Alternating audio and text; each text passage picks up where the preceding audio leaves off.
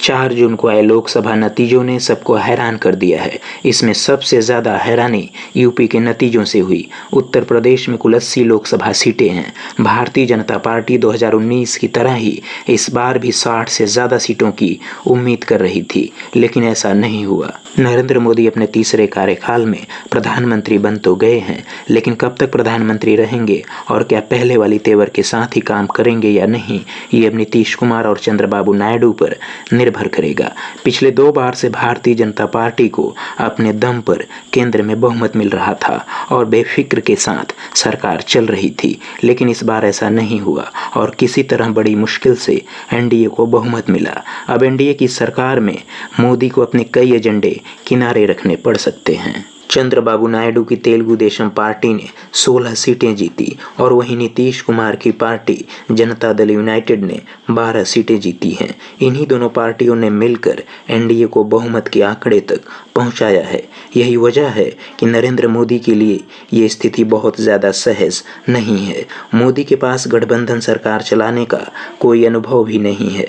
इससे पहले मोदी जब गुजरात के मुख्यमंत्री बने थे तब भी प्रचंड बहुमत की सरकार थी। सीधे शब्दों में कहा जाए तो जब से भाजपा की कमान मोदी के हाथों में आई है तब से एनडीए का कुनबा सिमटता गया। अकाली दल और शिवसेना भारतीय जनता पार्टी के कई वर्षों पुराने सहयोगी थे, लेकिन दोनों ही बीजेपी से अलग हो गए। इस बार मोदी जब तीसरी बार प्रधानमंत्री बने हैं तो अब उनके सामने सबसे बड़ी चुनौती है नीतीश और चंद्रबाबू नायडू को साथ लेकर चलना।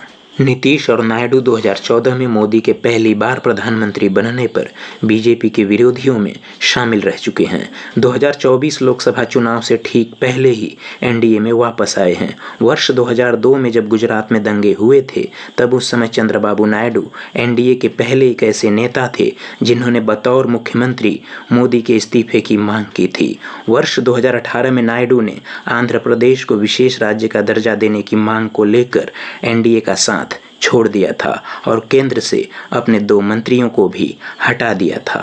नायडू उस समय मोदी सरकार का विरोध करते हुए सदन में अविश्वास प्रस्ताव भी लेकर आए थे। खैर जो भी हो, लेकिन 2024 लोकसभा चुनाव से ठीक पहले ही चंद्रबाबू नायडू की एनडीए में वापसी हो गई और मोदी के तीसरी बार प्रधानमंत्री बनने में बड़े मददगार साबित हुए।